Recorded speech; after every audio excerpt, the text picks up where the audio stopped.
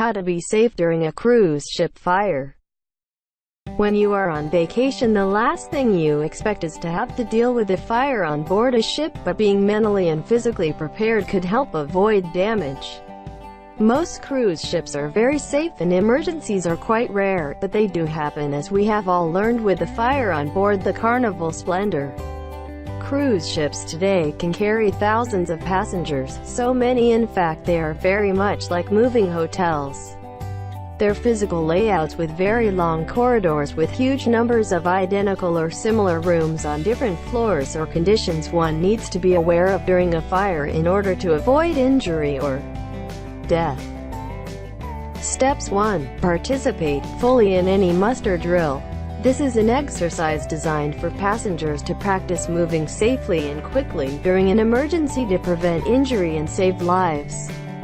Passengers learn how to use life vests and about escape routes on their ships.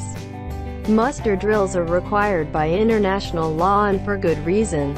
While they may seem like a nuisance during a vacation, they are done for your own safety and well-being.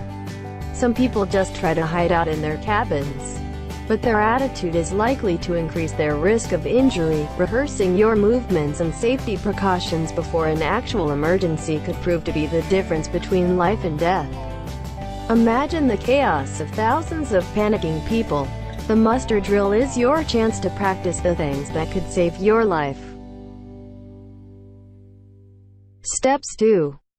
Seek out all fire emergency information available on the ship for passengers, such as pamphlets, brochures, or maps.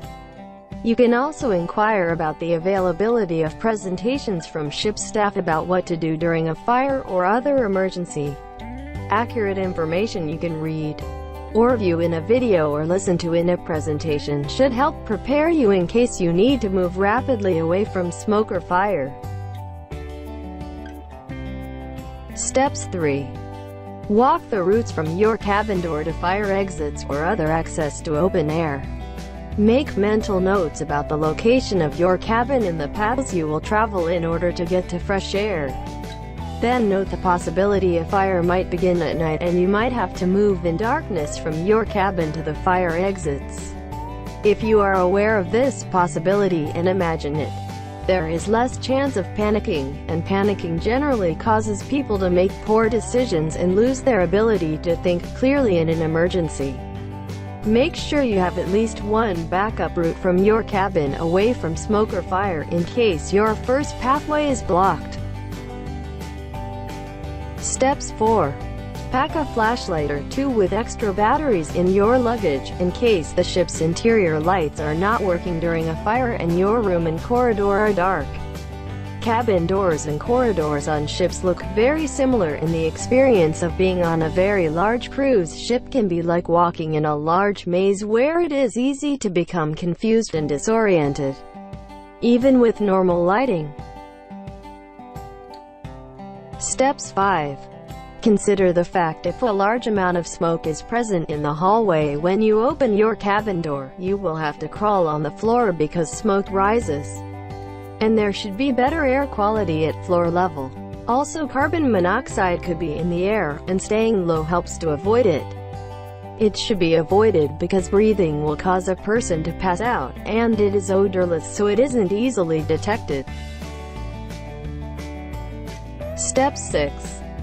If no instruction has been given about where to go during an emergency for leaving the ship, inquire about how you can learn this information. Or if it has been given, but you were not paying attention, or unclear on some points, then ask for instruction again. Also, make sure you don't blow off such safety training for a trip to the buffet or entertainments, because it could save your life. Step 7. Pack some food in your luggage that does not need to be refrigerated. If power is lost on the ship, food that requires refrigeration will spoil quickly and you may have nothing to eat if the ship's food supply also is spoiled and there is no way to cook properly. If you pack prepared foods such as crackers, cookies, granola bars, or dry cereal, at least you will have safe food to get you through the ordeal. Having a reliable source of safe food can be very emotionally reassuring during a time of high stress. In addition, you may want to bring some bottled water just in case drinking water is not available. Steps 8. Maintain calm by doing whatever coping activities you have learned which reduce your stress, such as deep breathing, if the air is clean, stretching, holding a positive attitude, being observant, listening rather than talking, and not panicking.